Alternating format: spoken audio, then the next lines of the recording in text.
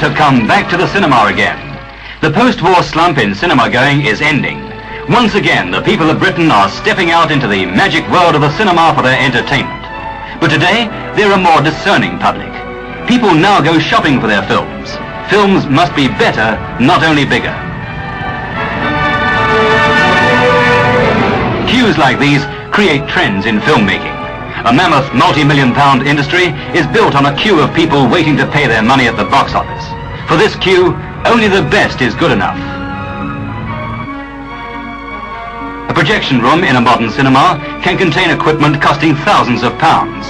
The film the projectionist handles so carefully may have cost $1 million to make.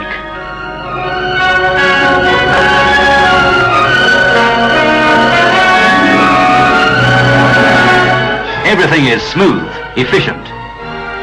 Today's films are made for a variety of shapes of screen. Some screens are still almost square, others are wider.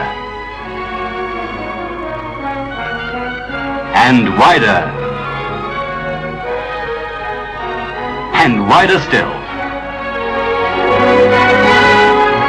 Most modern cinemas can easily accommodate a wide screen. It's not a matter of size, but of ratio.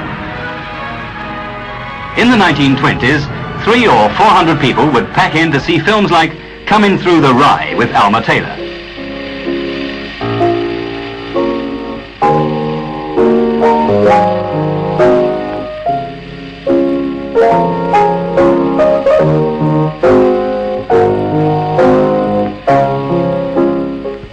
Alma Taylor was one of the early silent stars of British films.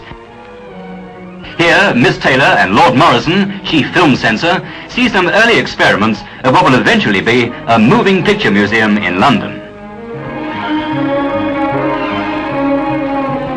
From the early peep shows for an audience of one, the projection of pictures was a great step forward. This magic lantern of 1850 has a circular colored slide that can rotate and change the scene. These strips of slides illustrate classic stories. But probably the first moving pictures to be seen by an audience of any size were these slides of movement.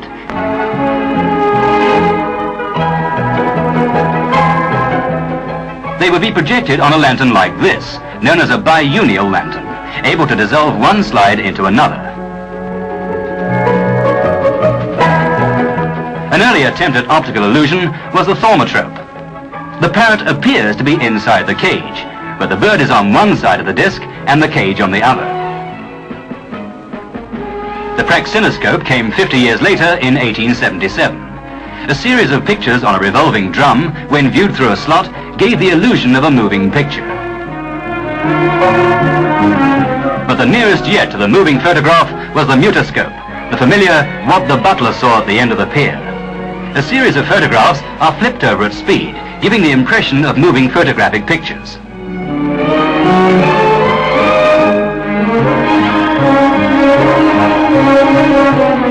Then the theatrograph. Animated photographs shown on a hand-operated projector similar to this one, which generates its own electricity for illumination.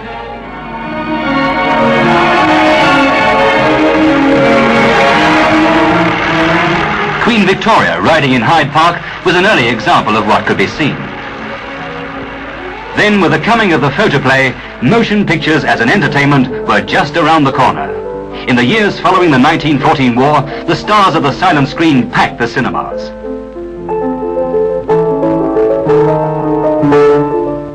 "1925 brought the first full-length color feature, Douglas Fairbanks in The Black Pirate. Then came sound.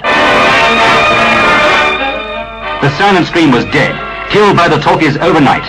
With the jazz singer in 1928 and the singing fool, Al Jolson had the world at his feet. The talkies swept in the 30s, bringing with them an eruption of cinemas all over Britain.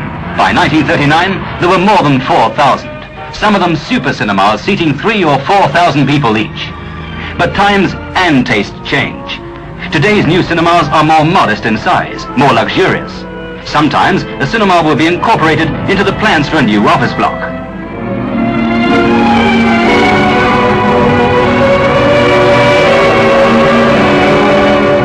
Not only new cinemas are getting the luxury look, many of the great picture houses of the 30s are being completely redesigned, redecorated and re-equipped. When today's audiences take an evening out in their local cinema, they expect luxurious surroundings, comfortable seats with plenty of room, and a perfect view of the screen.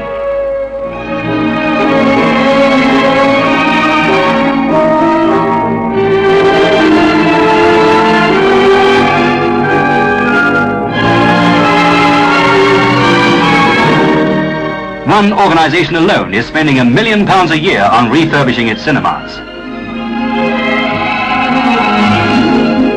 The goal of these vast schemes, this Operation Luxury, is the queue at the box office. Nothing is too much trouble.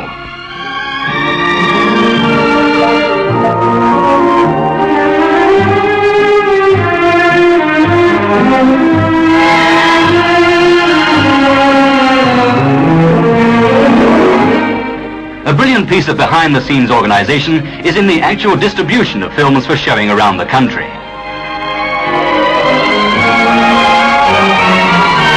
After close down on a Saturday night, the cases of film are put out by the cinema projectionists ready for collection.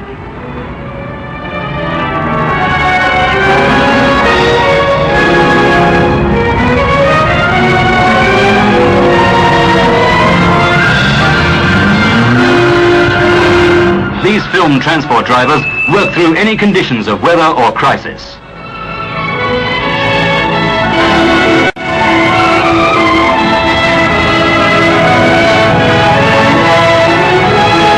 Programs must be collected and delivered between close down on Saturday and opening on Sunday. No mean feat when you consider that this one centre at London's Park Royal covers more than 800 cinemas in places as far apart as Bournemouth and Norwich. Similar centres operate in every area of the country.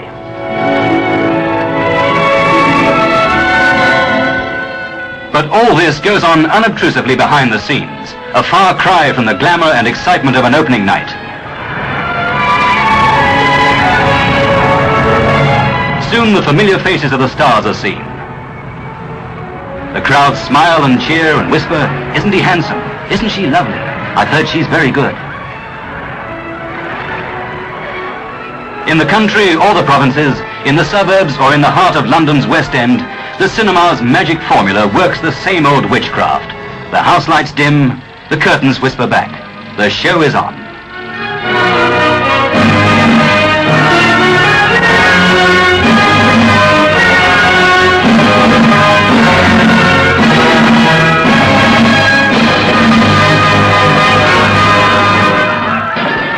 For 2 or 3 hours, romance, spectacle, laughter and tears hold the audience spellbound.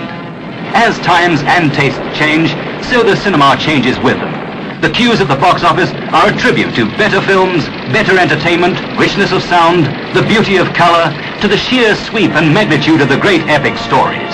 The queues that have come back to the cinemas are a tribute to success.